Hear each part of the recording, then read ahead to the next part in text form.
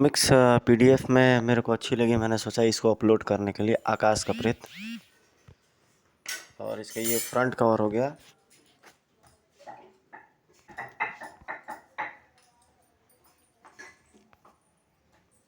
ये इसका slide view.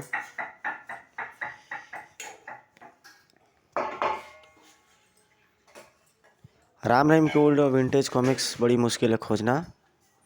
बहुत पहले की 92 या 93, 1992 या 93 की। चौहान स्टूडियो, दिलीप कदम और विमल चटर्जी, जब ये कॉम्बिनेशन आनी स्टार्ट हुई तब जाके कॉमिक्स में कुछ इंटरेस्ट आना स्टार्ट हुआ। ये फर्स्ट पेज इसमें दिखाई दे रहा है। राम रहीम आखिर रात का आखिरी शो देखकर घर से वापस लौट रहे थे तो कुछ अज्ञात अपराधी उन्हें घेर लेते हैं। राम रहीम के स्थान पर उन्होंने उनके हमशक्लों को उनके घर भेजा, जिन्हें कर्नल राघव को डांट खानी पड़ी। अगले दिन चीफ मुखर्जी ने राम रहीम को अपने ऑफिस में बुलाया और सूचना दी, साकाल जिंदा है राम, कल रात ही मुझे उसका फ़ोन आया था। अगले दिन शाम को चीफ मुखर्जी राम के जन्मदिन पर उसके घर ब्लैक फाइल लेकर पहुंचे, जहां पर राम रहीम नकली उन्हें फिर बंदूक के नोक पे ले लेते हैं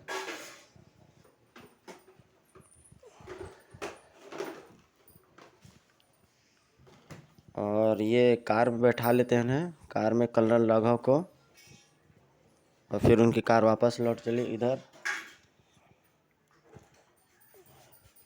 गुड, लॉ फाइल मुझे दे दो, सॉरी, जब तक हमें हमारा पारिश्रमिक नहीं मिल जाता हम तब तक यह फाइल हमारे पास ही रहेगी। कर्नल तुम्हें भी हमारे साथ चलना है, चलो। लेकिन संयोग से असली राम रहीम अपराधियों की कैद से भागकर वहां पहुंच गए।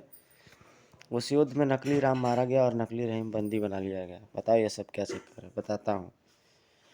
नकली रहीम से सारी जानकारी प्राप्त कर राम रहीम फाइल और कर्नल राघव को लेकर उस स्थान की ओर चल पड़े जहाँ नकली राम रहीम को पहुँचने के लिए कहा गया था। राम भैया, हमारा पीछा किया जा रहा है, चिंता मत करो, चलो चलो। गंतव्य स्थान पहुंचने पर राम भैया, सामने से एक वैन आ रही है, उससे बचकर आगे नहीं निकला जा सकता।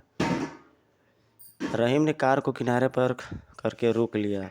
यहाँ तक कि कहानी आपने राम रहीम और ब्लैक फाइल में पढ़ी और राम रहीम और खून की प्यास में पढ़ चुके, अब आगे पढ़ें। चलो आज हम नीचे, हमें अपनी मंजिल पर पहुंच चुके हैं। Okay madam. रॉकी, तुम बॉस को सूचित कर दो कि हम आ पहुंचे हैं। Yes madam. राम रहीम और मैडम के आदमी कर्नल राघव के साथ नीचे उतरा है और अभी कुछ देर में तुम्हें सब कुछ मालूम हो जाएगा। आओ मेरे साथ। यहाँ किसी किस्म की चालाकी दिखाने की कोशिश मत करना, क्योंकि जिस जगह तुम खड़े हो वहाँ से निकलना कतई नामुमकिन है। और वे सब उसके पीछे पीछे एक और चल दिए। एक गैलरी से गुजरकर, पहले की कॉमिक्स में ही सॉफ्ट स्टोरी होती थी, यहाँ इनसे उलझना ठीक नहीं रहेगा, वरना कर्नल भी हाथ से निकल सकता है। ठीक है, तुम दोनों कर्नल के साथ पीछे बैठ जाओ।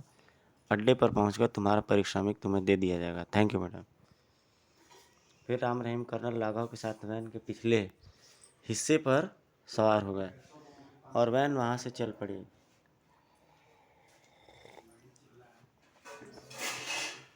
किसको? लगभग 20 मिनट बाद वैन रुकी। कर्नल ने कोई गड़बड़ तो करने की नहीं कोशिश की? नहीं, जहाँ तक मेरा विचार है यह साकाल हरगिज नहीं हो सकता। साकाल कम से कम कदपुत में इतना पतला लंबा नहीं था। क्या सोचने लगे राम? फाइल मास्टर के हवाले करो। नहीं, वायदे के मुताबिक पहले हमारा पारिश्रमिक हमारे हवाले करो। यू फुल, मास्टर की शान में गुस्ताखी करते हो। कुतिया, तूने मेरे भाई पर हाथ उठाया, मैं तुझे जिंदा नहीं छोड़ूंगा। हाँ, खबरदार हो, जहाँ वही रुक जाओ, वरना। नो मैडम, गोली मत चलाना। मास्टर, कुछ नहीं, इन्हें का पारिश्रमिक देकर इनसे फाइल ले लो। हम अपने खिदमतदारों के साथ कोई बुरा सलूक नहीं करते। वे एक लिफ्ट के पास रुके। सब लिफ्ट में प्रवेश कर गए तो लिफ्ट मैन ने शटर बंद कर लिफ्ट को चालू कर लिया। लिफ्ट चौथी मंजिल पर रुकी गई। मेरे पीछे आओ। लगता है यह अड्डा भी कई मंजिली इमारत के भीतर है। आखिरकार ये उनका सफ़र एक हॉल में जाकर ख़त्म हुआ। वेल्डम मिस्टम शिवाना, मुझे प्रसन्नता है कि तुमने और तुम्हारे ट्रेंड किए गए एजेंटों ने अपना कार्य बखूबी अंजाम दिया है। Thank you master. मास्टर भी आ रहा है। कर्नल लाघव, फाइल एजेंट राम के पास है। गुड, लाओ फाइल मुझे दो राम। तुम भूल कर रहे हैं, यह कोई शकाल नहीं कोई और है क्या? और यहाँ पर उसे राम पॉइंट पर ले लेता है। नकाबपोश ने अपने चेहरे से नकाब उतार दी। क्यों भतीजे, खा गए ना घस? चक्कर चलाए नहीं बल्कि ये चलाना चाहता है। यहाँ पे जो भी शख्स रहता है वो इनके परिचय में रहता है। जब वो अपना अपना नकाब हटाता है तो लोग इन लोग के लिए 50,000 हैं। राम ने रुपए अपने वस्त्र को अंदरूनी जेबों में ठूस लिए। लाओ फाइल मेरे हवाले करो। ठहरो, पैकेट खोल कर देता हूँ। खबरदार कोई भी अपनी जगह से हिलने की कोशिश न करना, वरना मैं मैडम की खोपड़ी से भेजा बाहर निकाल दूंगा। क्या? फिर इससे पहले कि कोई हरकत में आता, कर्नल राघव और रहीम भी अपनी जेबों से रिवॉल्वर निकालकर अन्य लोगों पर तान दिए। खबरदार, सब अपने हाथ ऊपर उठा लो। और नकाबपोश, तुम भी जरा अपने चेहरे से पर्दा उठा दो ताकि हम तुम्हारा दीदार हो सके। मेरा संदेश सही निकला, तुम हमारे एजेंट चंद्र और श्याम नहीं हो। तुम बिल्कुल ठीक समझे सकाल, हम चंद्र और श्याम नहीं बल्कि असली राम रहीम है। क्या मेरे पिता का अपहरण कर उनसे हमारे देश के सैनिक राज जानने के पीछे तुम्हारा कोई लालच स्वार्थ नहीं है? नहीं, मैं यह राज केवल अपने देश फिंचलैंड की तरक्की और भलाई के लिए जानना चाहता हूँ, न कि तुम्हारे देश के हित के लिए। एक प्रकार से यह समझ लो कि मैं अपने देश की सुरक्षा के संबंध में तुम्हारे पिता से मदद ले रहा हूँ, लेकिन यह मेरे लिए गद्दारी होगा और मैं मरते दम तक अपने देश से गद्दारी नहीं करूँगा। कर्नल, मैं तुम्हारे कट्टर स्वभाव से अच्छी तरह परिचित हूँ, लेकिन मैं तुमसे वह राज कैसे मालूम करूँगा? अब यहाँ पर सकाल इन लोगों से कुछ बातचीत करते हुए जिसे वे इनकार कर देते हैं। ज़्यादा हंसना भी सेहत के लिए लाभकारी नहीं होता, इसलिए अपनी चोंच बंद करके वैसा ही करो जैसा हम कह रहे हैं। सकाल वास्तव में मर चुका और मैं चाहता था कि उसके नाम का सहारा लेकर, और ये सकाल का नाम का सहारा लेकर के इस देश के कानून और पुलिस को परेशान करने का बात कहता है। और ये सकाल से संबंधित फाइल भी उड़ाना चाहता था। और ये सकाल की फाइल उड़ाने की बात करते हैं आपस में। सकाल की फाइल तो मेरे लिए बेकार हो गई, लेकिन तुम्हारे पिता अब भी मेरे लिए महत्वपूर्ण है। नहीं चाचा, हमारे रहते अब तुम हमारे अंकल को छू भी नहीं पाओगे। भवानजी, तुम तो कहते थे कि अपराध करना पसंद नहीं, फिर भी यह सब क्यों? मैंने तुमसे ठीक ही कहा था, मैं अपराध धन दौलत के लिए नहीं बल्कि मैं शौक पूरा करने के लिए करता हूँ। और यकीन मानो, मेरे इस कार्य के पीछे केवल मनोरंजन है, कोई लालच नहीं। पलक झपकते ही तीनों के रिवॉल्वर छत पर लगे लोहे की एक गोल प्लेट से जाके चिपक गए। ओह, चुंबकीय प्लेटें। Thank you master.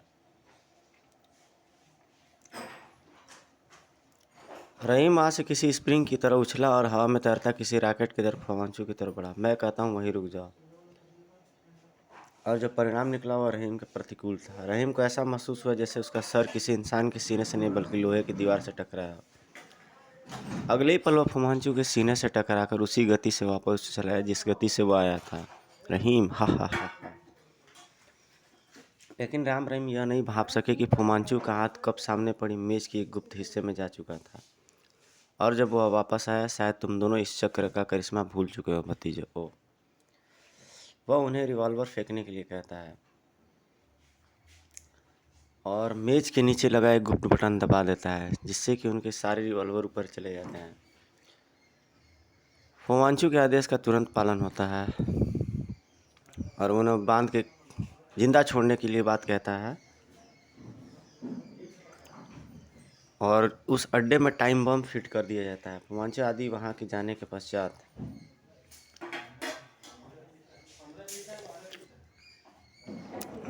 फुमांचू से टकराकर रहीम बेहोश हो जाता है और अड्डे पर टाइम बम बांध करके जल्दी वो होश में आने पर फर्श पर उठा ब्लैक फाइल उठाकर वे दोनों बाहर निकलते हैं। भयानक विस्फोट से समूचा वातावरण दहल उठता है।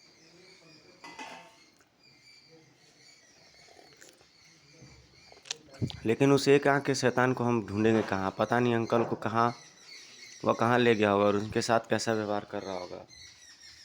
ईश्वर, क्या तकदीर में हमारा अंत इसी तरह लिखा है? लेकिन 10 मिनट बाद रहीम को स्वयं ही होश आ गया। अरे राम भैया, तुम इस हालत में, और फुमांचू आदि कहाँ गए?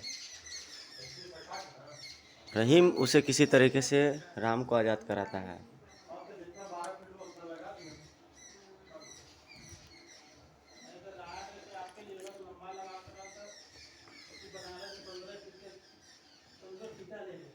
इधर राम ट्रांसमीटर के जरिए पुलिस वालों से बात करता रहता है और ताज़ा तरीन हाल को बताता रहता है। तब तक तबाह होती इमारत के इर्द गिर्द काफ़ी भीड़ एकत्रित हो चुकी थी और पुलिस भी वहाँ पहुँचकर भीड़ को नियंत्रित करने की कोशिश कर रही थी। हाँ,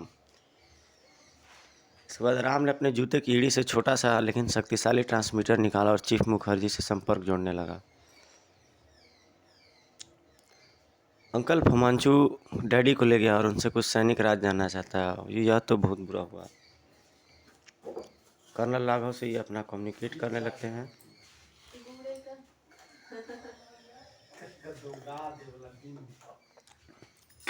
लगभग 20 मिनट बाद वे एक 2 मंजिली इमारत के सामने थे। राम, इंडिकेटर दर्शा रहा है कि तुम्हारे डैडी व युवती इसी इमारत में है।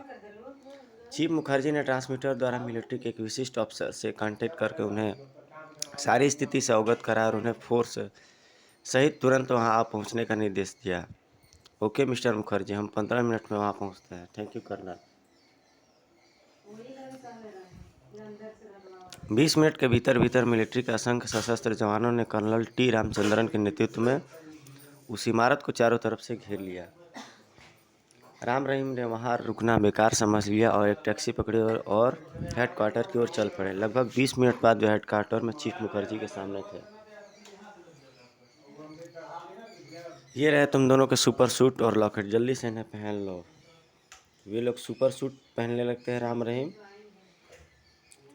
शीघ्र राम रहीम सूट और लॉकेट पहनकर तैयार हो जाते हैं। वही लॉकेट थे जिन्हें प्रोफेसर भटनागर ने तैयार करके उन्हें दिए थे। फिर से दोबारा वो फुमांचू के अड्डे पर ये सीन में दिखाई देता है। इस पेज पर मिलिट्री का असंख्य एक आदमी आकर बताता है उसे घबराए हुए कि मिलिट्री के असंख्य जवानों ने हमारे इस अड्डे को चारों तरफ से घेर लिया और गोलीबारी करते हुए भीतर घुसने की कोशिश कर रहे हैं। गार्ड, तुम सब जाओ और मिलिट्री फोर्स का बहादुर सामना करो। Yes master. फुमांचू के सभी साथी तुरंत ही वहाँ से चले गए। कहिए मिस्टर मुखर्जी, अब क्या आदेश है? अंकल, आप फायरिंग करते हुए फोर्स को भीतर प्रविष्ट होने का आदेश दीजिए और मैं और रहीम मुड़ते हुए उस इमारत के भीतर प्रवेश करेंगे।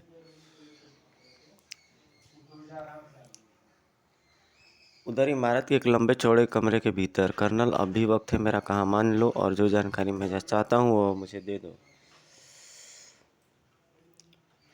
वह एक छोटी सी विचित्र किस्म की गन निकालकर कर्नल राघव पर तान देता है। तुम कल्पना नहीं कर सकते कि मेरी ईजाद की हुई गन तुम्हारा क्या असर करेगी। तो ही राम वहाँ पहुँच करके उस पर फायर कर देता है और सुपर शूट के होते हुए उस पर गोलियों का कोई असर नहीं होता है। सुपर शूट रहीम उन्हें घूस लातों पर जो रख लेता है। बाहर पोजीशन लेकर मिलिट्री के जवानों का मुकाबला करने लगे। देखा फुमांचू, भगवान के घर देर है पर अंधेर नहीं, अब तुम्हारा अंत निकट है। बंद करो अपनी बकवास, मुझे मारना तो दूर, कोई मुझे छू भी नहीं सकता। हाँ, यहाँ से जाने से पहले मैं तुम्हारी दुर्दशा अवश्य कर जाऊंगा। जाओ, चलो तैयार हो जाए, परंतु इससे पहले कि वो अपनी गन को घोड़ा दबा पाता, अगले ही पल, ठहर जा शैतान, मैं तेरा पीछा पाताल तक भी नहीं छोड़ूंगा। ओह, फुमांचू भाग रहा है।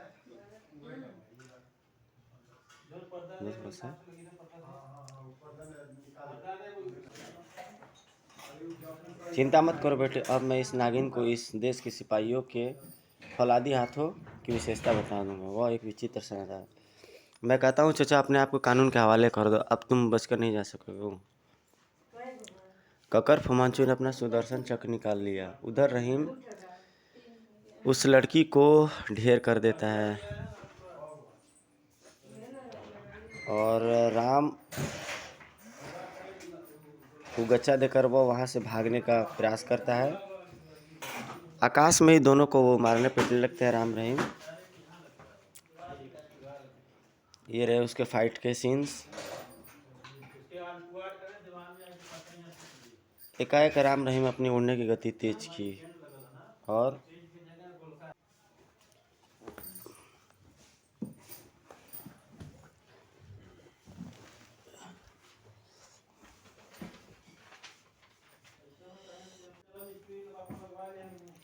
आकाश में एक रोमांचक युद्ध आरंभ हो जाता है।